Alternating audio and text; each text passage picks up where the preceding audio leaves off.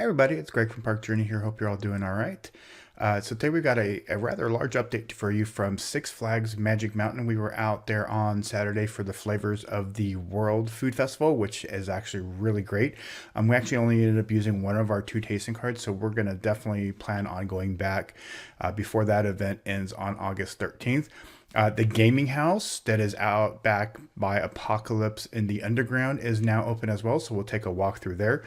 The VIP lounge that is at the building, the shop that used to be at the exit of Jetstream, is now open as well for pass holders, Diamond and above. And then we're just going to do a quick update around the park, and we're also going to talk about a little bit about these tweets and threads that Magic Mountain has been doing the last week or two, kind of teasing a Giga announcement. I think they're just having a little bit of fun. I don't know if it's, how accurate it actually is, but we're going to talk a little bit about that. But then we're actually going to have another video later on this week. We're going to get a little bit more detail about how that could actually happen at the park. So stay tuned for that. But before I get into this update, make sure you click below to subscribe to our channel. It is always greatly appreciated. All right, so we're going to start off with these the tweets. Here's the tweets and the thread that Magic Mountain has sent out about this Giga. They were threatening to announce the Giga on Threads. There are some Six Flags announcements happening in August from what we've seen with Fiesta Texas. As you all probably know, Jeffrey Seibert is really good about kind of teasing things. So there are some Six Flags announcements happening in August. I don't think that Magic Mountain is going to be announcing a Giga. And there's a couple of reasons why I don't think that that's the right thing for the park right now. Now, don't get me wrong. I would love to have a Giga on the West Coast. I'd love to have a Giga at my home park. But I don't think that Magic Mountain has the maintenance or employee capacity to do that right now. There's too much at the park. There's too many coasters that are maintenance problems that require a lot of maintenance time and money to keep going for them to actually do a Giga. I don't see it happening unless they actually got rid of some stuff at the park. And what I mean by that is you have coasters like X2, Superman, maintenance nightmares. Take a lot of time from the maintenance staff to keep going, take a lot of money from the chain and from the park to keep going. And a Giga is a huge expense. Probably the biggest expense that they would have had at the park since Tatsu, which was a huge expense. And then even then, you got a lot of maintenance on Tatsu. I was there on Saturday, only one train on a Saturday in, July. So, I'm gonna get a little bit more into that later on in the week. Like I said, I'm gonna kind of recreate some Gigas. I don't know anything about layouts or anything. I'm just gonna have some fun with it and kind of go through a couple of places in the park where I think that they could actually do this, but they'd have to take out some stuff.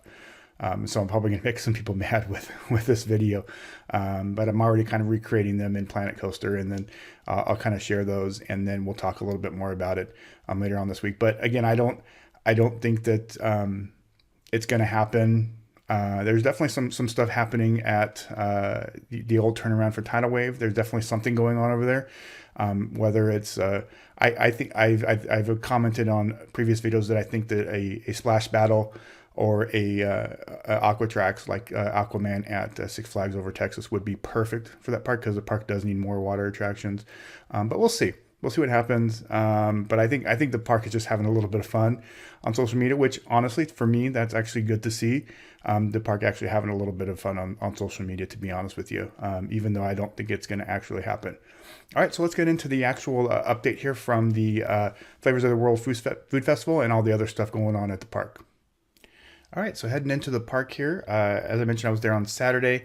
It was an absolute gorgeous day. It wasn't too warm. It was probably in the high 80s, which, for this time of the year in Santa Clarita is actually not not very bad at all. So you can see here they got some signs out for Flavors of the World, telling you where you can pick up your lanyards and things like that. You can also purchase things a la carte through at the booths. There is no pass holder discount though for those for those treats at if you're paying at the booth here. So I got to park about a little bit before noon. The food festival started at noon. I typically like to get to the park right when they open, but I decided to go a little bit later in the day on Saturday just to kind of change things up, and because I was mainly there for the food festival. But you can see here on the left there, they've got some kids craft fair set up for the food festival, which I did see some kids there, later in the day doing some stuff and having some fun. And then on the left there, you can pick up your lanyards here next to the full throttle stage. I don't know why they're not using that building right there that they were using for screen break. But yeah, you can pick up your lanyards there. You can see the prices there, 8 samples or 12 samples. Honestly, like for $10 more, I would say get the 12 samples just because it's $10 and you get, 4 more things. Look at the Caribbean booth, which I came back to a little bit later in the day. And then they also have some tasting flights at the Full Throttle Sports Bar that you can check out.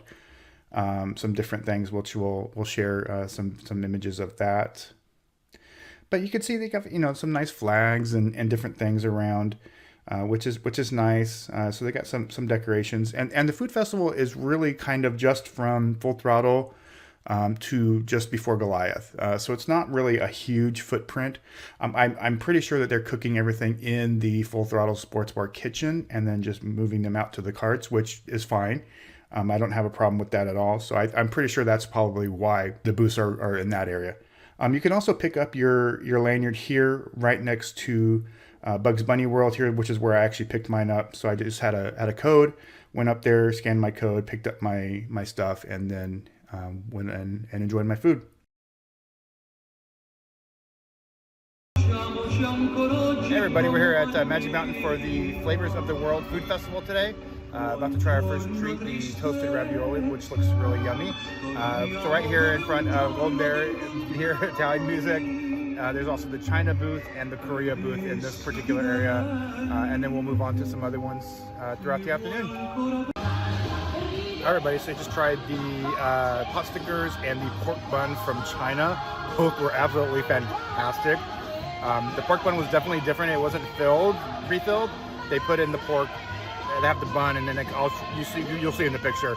And the pot stickers were like perfect, and the sauce was great.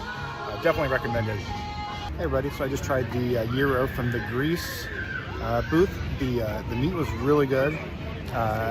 Pro tip: ask for the cucumbers and the tzatziki, not just the plain tzatziki. It really, the cucumbers are really good. The pita could have been a little warmed up, but other than that, the flavor was really good. Really good flavors. Definitely pretty authentic there. So I'm gonna try France next. Hey everybody, so I just tried the gochujang chicken wings from Korea. Tons of flavor in it. Really good spice. A little spicy. So if you're not a fan of spicy food like me, I mean, I love spicy food. Let me rephrase that. Really good though. Really good flavor. And then it's served on a better rice, and then all the good sauce and everything goes to the rice. So really good. Definitely recommended. Heading over to do our last 2 booths, which are India and the Caribbean. All right, everybody. So I'm at the India booth at the Six Flags Magic Mountain Food Festival. I got some samosas, and let me tell you, I've had a lot of samosas in my life. Homemade Indian restaurants. These are actually pretty legit samosas. They're really good. It comes with some kind of like sweet and sour sauce. It doesn't need it at all. They're smooth, they're buttery, really good flavor, really good intense. And if you're not a big fan of curry, not a whole lot of curry flavor, which that would be the one thing, but seriously, they're like legit samosas. Super impressed. All right, so back in the underground, as I mentioned, the gaming house is now open. So let's go ahead and take a look inside.